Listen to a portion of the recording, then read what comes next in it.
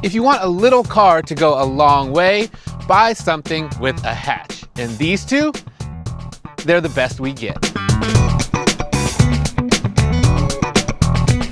We did a comparison with the sedan versions of these cars just last year, with the popular but underwhelming Toyota Corolla thrown in for good measure.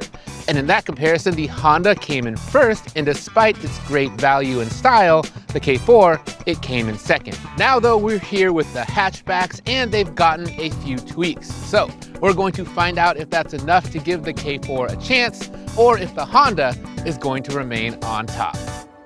We're Edmunds, and we test hundreds of cars each year on the road and at our private track, so you get the most trusted reviews. If you want to know which car, truck, or SUV is the best, then stick with us. The K4 hatchback starts at around $26K, but a fully loaded GT line turbo like this one, it's only gonna set you back about 33 grand. Now, notably, that's about $2,000 less than the Honda that we have here, and this has some cool stuff in it that the Civic does not. The feature per dollar value is great here, and it could be even better for you depending on dealers in your area. We've got tools on our site to help you find the price you should pay for any new car, so check out the description for links to both the K4 and the Civic, or just scan the QR code.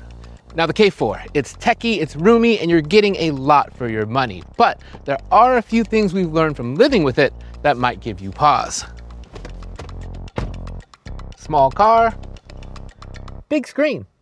The technology in this car is excellent. These dual 12.3-inch screens, they put the Honda's 9-inch screen to shame and make this thing feel about 5 years newer. Now, the climate control screen though, we don't love because it gets blocked by the steering wheel, which is something that you need. And because of that, it's hard to see and also hard to reach. But otherwise, the control scheme in this vehicle is excellent. All the buttons and touch points, very easy to reach from the driver's seat.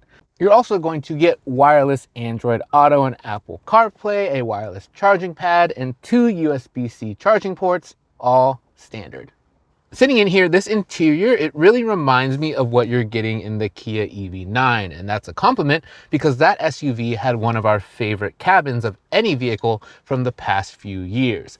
The materials, quality, and design that you're getting in the K4 is top-notch when you put it up against competitors, and it's hard to find any of the touch points that feel cheap, something that's rare in a compact car. Small item storage is also good because you're getting this nice bin right here. You can actually fold the cup holders away and it lets you put in larger items, and if you want to use them, they are big enough to fit a pretty big water bottle if you happen to carry one of those things around. I also am a big fan of these seats. They're quite comfortable and they come with ventilation in addition to heating. That's a feature that you're not going to find in the Civic or the Corolla.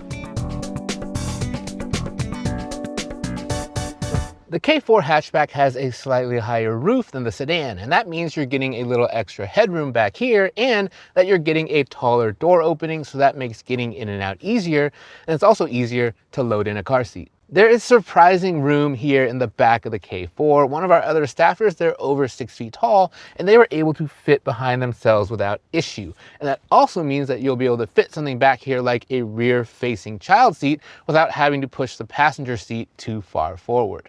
Now the backseat recline angle, you can't change it, but the good news is it's naturally pretty comfortable. You can lean back and settle in, and there's even a little bit of bolstering. As far as back seats and compacts go, this is about as good as it gets.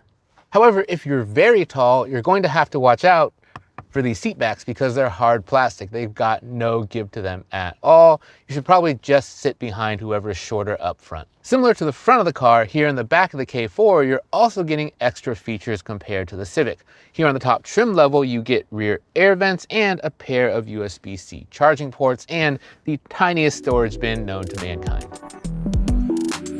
On paper, this thing has a little less cargo room than the Honda. And we also measured the cargo opening. It's smaller as well. But what this has going for it is that the opening is more rectangular and squared off, and that means it could be easier to load larger items in the back here, provided that those larger items are not a golf bag, because your clubs won't fit back here unless you take the woods out or you fold the seat down. Previously, we tested the Civic Hatchback against the Civic Sedan, and we found that you could fit 6 pieces of luggage in the hatchback's trunk. Now, how did the K4 do? We were only able to fit 5 pieces of the same luggage back here, in large part because this cargo area isn't as deep as that in the Civic. It's about 4 inches shorter, and that means that we had to turn that big red bag sideways, and it just took up more space. Now, 5 bags is still pretty good for a compact car and impressive for the hatchback, considering this thing is 11 inches shorter than the sedan version, and that makes it much easier to park and get around town. Let's see if the way that this thing drives can match the way it looks. Now, this top trim level of the K4 doesn't just come with all of those tech goodies and interior niceties. It also means that you're getting the optional turbocharged engine under the hood. And that's a good thing because it makes an extra 43 horsepower and 63 pounds-feet of torque over the base engine. And with the base engine in this car, this thing feels slow. That doesn't mean that things are perfect here though. The 0 to 60 time is 7.5 seconds, which is decent, but it just doesn't feel as quick as that when you're behind the wheel. And that's because there's a noticeable delay between when you hit the throttle and when you actually get going. And further complicating matters is that there's turbo lag, and what that means is that the engine, it takes a little bit of time to get up and start making its power. And you combine those things together and it just doesn't feel as quick as it should. Both of the K4's GT trims do get a sport suspension with a multi-link rear, but that doesn't mean that it makes things sporty. There's still tons of body roll in this vehicle, and the steering, it's pretty numb without any feedback. This isn't really a fun car to drive on a mountain road, but that being said, the ride is decent enough, and for a day-to-day commute, it's totally fine. I do have to say though, inside, this thing is a bit noisy. We test for sound at our test track, and at idle and while accelerating, the K4 is louder than the Civic, though at highway speeds, they're both about the same. However, when it comes to driver aids, the K4 clearly has the Honda beat. In the top trim level here, you're going to get a surround view camera, rear automatic braking, automatic lane changes on the highway, and a blind spot monitor. And that means that when you activate your turn signal, you actually get a little live view of your blind spot here in the instrument cluster. And those are all features that you're not going to find anywhere in the Civic. And just like in other Kias, we like that these features, they just simply work and mostly stay out of the way. Here in the K4, the systems actually take worries away from the driver, unlike overactive safety systems, which can just kind of bug you all the time. So while the K4's performance might not match its sporty hot hatch looks, there's still plenty to like here in the Kia. It's got great value and excellent interior, and for day-to-day driving, we think you're going to be totally happy in the K4.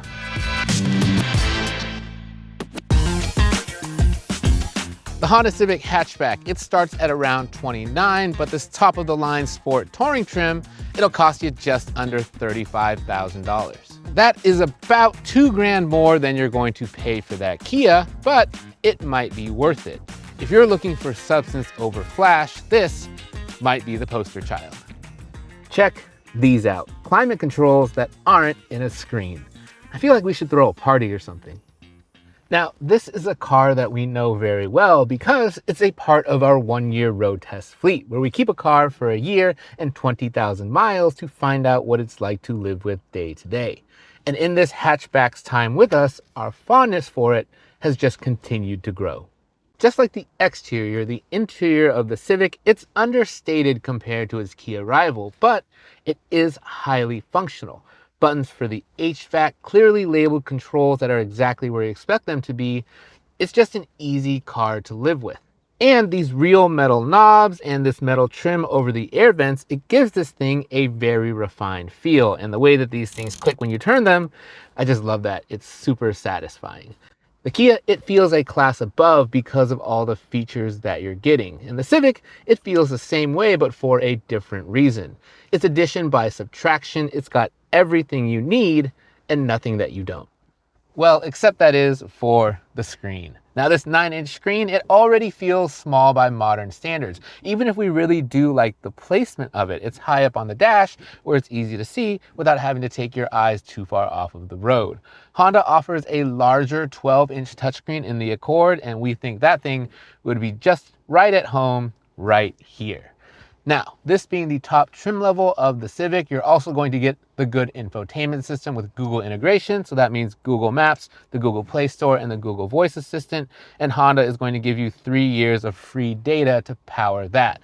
The problem is though, that if you get any other trim level of the Civic, you're actually going to drop down to a 7-inch screen with a much worse infotainment system. And you're also not going to get wireless Apple CarPlay, wireless Android Auto, or a wireless charging pad. And if you remember, all 3 of those things came standard on every K4.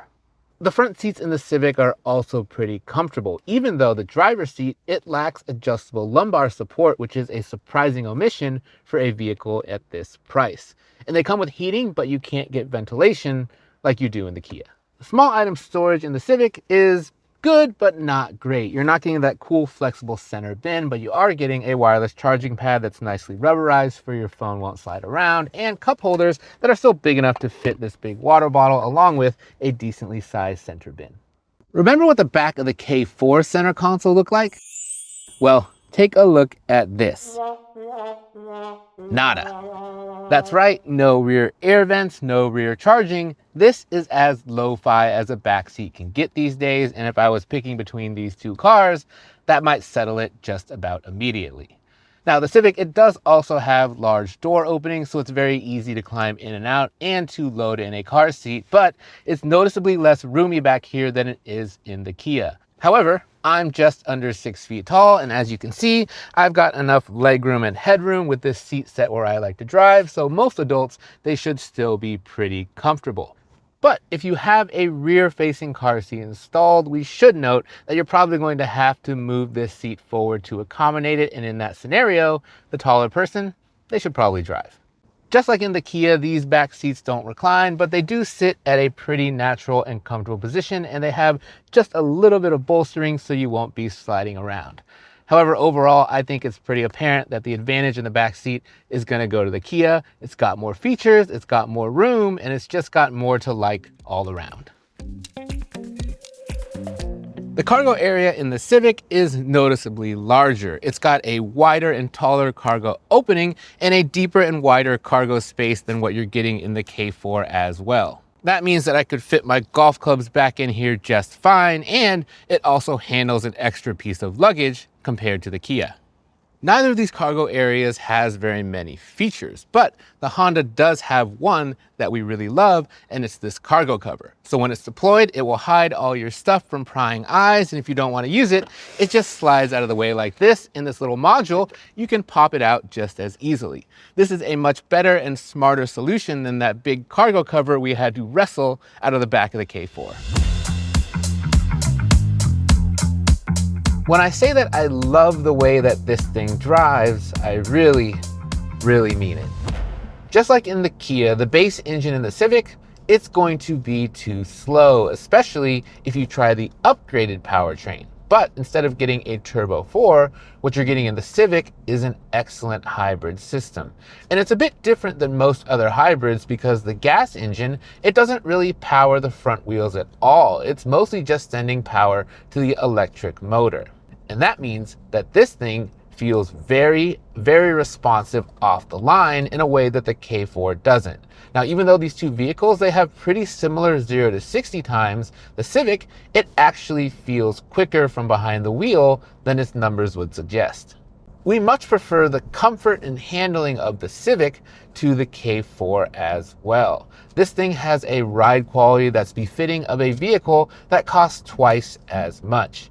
It eats up rough roads without jostling the cabin, and on the highway, it just glides along without a care in the world. And that doesn't come at the expense of fun. This thing has much better handling and agility that you think, with great steering that comes with plenty of feedback. The harder that you push this car when you're driving, the better it feels, and it's the opposite in the Kia. Now, not everything is positive. As we mentioned before, there are many fewer driver aids, and the ones that are in here, they don't work quite as well. The adaptive cruise control on the highway, for example, it's not as smooth when you're accelerating or braking, and the lane keep assist is really busy. So while it might not offer the latest tech, the Civic Hybrid is still a really solid all-around car with few faults. And from behind the wheel, it's actually hard to imagine picking anything else. That's how well it drives.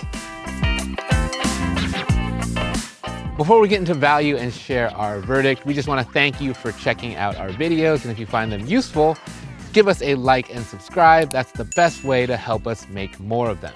And if you have any questions about these two cars, ideas for future comparisons, or if you're a hatchback enthusiast like me, please let us know in the comments below.